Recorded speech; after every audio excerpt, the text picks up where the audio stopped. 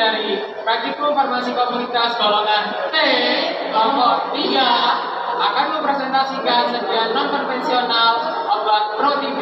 Selamat menyaksikan.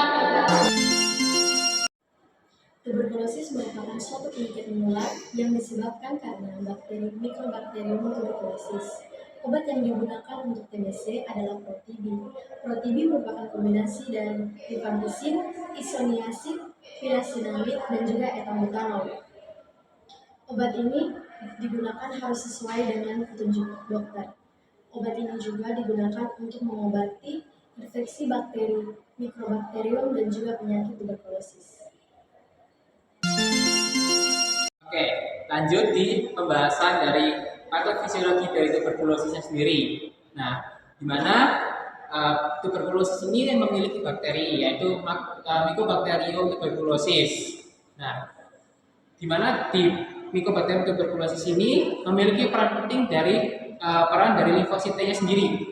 Nah, limfosit T-nya ini terdiri dari sel T helper 1 dan sel T helper 2. Pada peneliti yang meneliti tikus, di mana sel T helper 1 lebih disukai daripada sel T helper 2. Alasannya karena adanya pengaruh potensi dari IL-4 atau interleukin 4 yang tidak diinginkan. Nah, kemudian beberapa peneliti juga itu biasanya meneliti manusia, dan di manusia juga ada TH0, sel TH0 yang dimana itu isinya yaitu sel T helper 1 dan sel T helper 2. Nah, untuk sel T helper 1 juga sama, lebih disukai daripada sel T helper 2, dan juga limfosit T ini dia akan memfrofag, kemudian menelan dan membunuh bakteri. Nah, kemudian untuk yang sel limfosit T ini akan memunculkan CD4, di mana CD4 ini akan membunuh bakteri, memfragofag, tapi dia itu tidak membunuhnya. Nah, karena dia itu hanya bisa menghancurkan. Nah, karena tempat makrofag yang belum matang itu adalah tempat perlindungan dari bakterinya sendiri. Nah, kemudian untuk di CD4 itu akan memunculkan interferon, karena dia itu adalah komponen utama dari sel limfosit T.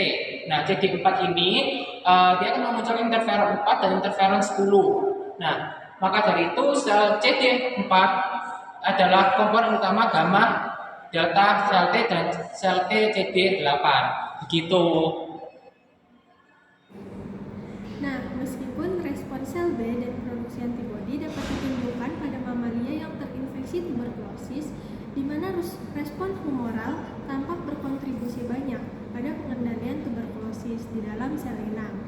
Sel T merespon antigen mikobakteri tertentu, tetapi kuncinya adalah faktor nekrosis tumor, TNF-alfa, interferon gamma, sitokin, yang penting dalam mengkoordinasikan respon yang diperantarai oleh sel inang.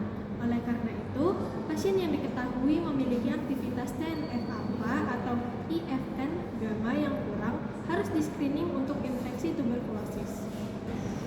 Nah, M tuberkulosis ini memiliki beberapa cara untuk menghindari atau melawan sel host, yang dimana secara khusus M tuberkulosis dapat menghambat fungsi lisosom, fagosom di dalam makrofag, sehingga dalam hal ini mencegah enzim perusak yang ditemukan di lisosom untuk masuk ke basilus yang ditangkap dalam fagosom. Nah, dalam masalah tinggal eksekusi ini memberikan waktu bagi M tuberkulosis untuk keluar ke dalam sitoplasma. Oke, di sini saya akan menjelaskan tentang pengenalan dari obat-obatnya.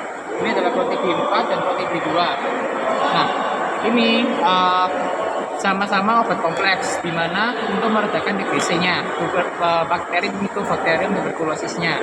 Nah, untuk model Pro-TB 4, ini adalah satu stripnya seperti begini, warna merah. Nah, kemudian untuk yang bentuknya, tata sel selaputnya Pro-TB 4 itu seperti begini. Ada merah, ini adalah sel selaputnya. Nah, kemudian untuk yang Pro-TB 2, ini bentuk satu stripnya seperti begini. Ini nyaman untuk anak-anak karena bentuknya lebih kecil sehingga mudah untuk ditelan. Begitu.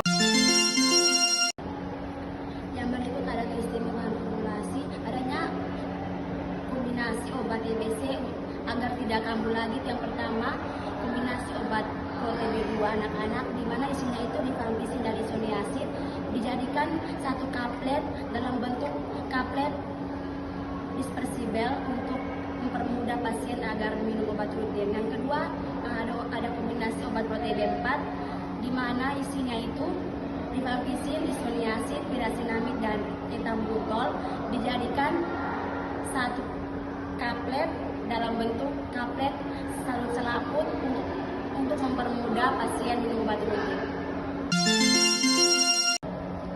Selanjutnya ada penegakan diagnosa. Pasien dinyatakan terkena penyakit TBC apabila telah melakukan tes Mantoux atau tes basil tanah asam. Yang dimana apabila tes bakterinya ini bersifat asam, berarti dia bernilai positif dan tes Mantoux-nya juga bersifat positif. Jadi dokter menyarankan pasien ini untuk meminum obat TBC, yang dimana obat TBC ini terdapat bahan aktifnya sendiri, yaitu ada 4, yaitu ada rifampisin, isoniazid, pirasinamid, dan etambutol. Sehingga dia itu dijadikan satu tablet, yaitu ProTB. Dosis dan cara penggunaan obat ProTB. Yang pertama, obat ProTB 2 kits. Obat ProTB 2 kits dikonsumsi dengan cara menyesuaikan berat badan pasien. Berat badan 5 hingga 7 kg, 1 tablet 1 kali sehari. Berat badan 8 hingga 11 kg, yaitu 2 tablet 1 kali sehari. Untuk berat badan 12 hingga 16, yaitu 3 tablet 1 kali sehari. Untuk berat badan 17 hingga 22 kg, yaitu 4 tablet 1 kali sehari. Untuk berat badan 23 hingga 30 kg, yaitu 5 tablet 1 kali sehari. Untuk penggunaannya sendiri, digunakan saat perut kosong atau 30 menit sebelum makan, dan bisa juga digunakan 1 jam setelah makan. Yang kedua adalah obat ProTB4. Obat ProTB4 dikonsumsi dengan menyesuaikan berat badan pasien. Berat badan 30 hingga 37 kg, yaitu 2 kaplet 1 kali sehari. Untuk berat badan 38 hingga 54, yaitu 3 kaplet 1 kali sehari. Untuk berat badan 55 hingga 70 kg, yaitu 4 kaplet 1 kali sehari, dan lebih dari 71 kg, yaitu 5 kaplet 1 kali sehari. Untuk penggunaannya sendiri, diminum saat perut kosong atau 30 menit sebelum makan, dan bisa juga dikonsumsi setelah makan, yaitu 1 jam atau 2 jam setelah makan. Untuk penyimpanan obatnya, obat ini disimpan di suhu ruang di bawah 30 derajat Celcius dalam wadah tertutup rapat dan tempat yang kering dan terhindar dari paparan sinar matahari langsung serta jauhkan dari jangkauan anak-anak. Obat ini memiliki efek samping yaitu air mata merah, keringat warna merah muda sampai merah, urin warna merah hingga coklat, mual, muntah, dan pandangan mata kabur. Kemudian perhatian terhadap penggunaan obat ProTB. Obat ProTB tidak dapat digunakan pada penderita asma, penderita penyakit ginjal, liver, maupun diabetes serta pecandu alkohol. Kemudian obat ProTB tidak dapat digunakan secara bersamaan dengan obat antivirus seperti ritonavir karena dapat menurunkan efektivitas dari obat antivirus tersebut. Kemudian tidak dapat apabila dalam masa vaksinasi, obat ProTB akan dapat menurunkan efektivitas terapi dari vaksinasi tersebut. Kemudian yang terakhir, apabila dalam masa pengobatan obat ProTB tidak dianjurkan atau tidak diperbolehkan mengonsumsi alkohol karena dapat mengakibatkan kerusakan pada organ liver. Baik, sekian dari hasil presentasi kami. Terima kasih, sampai jumpa. Nah, sekian video penjelasan sediaan lab konvensional obat ProTB dari kelompok kami. Terima kasih.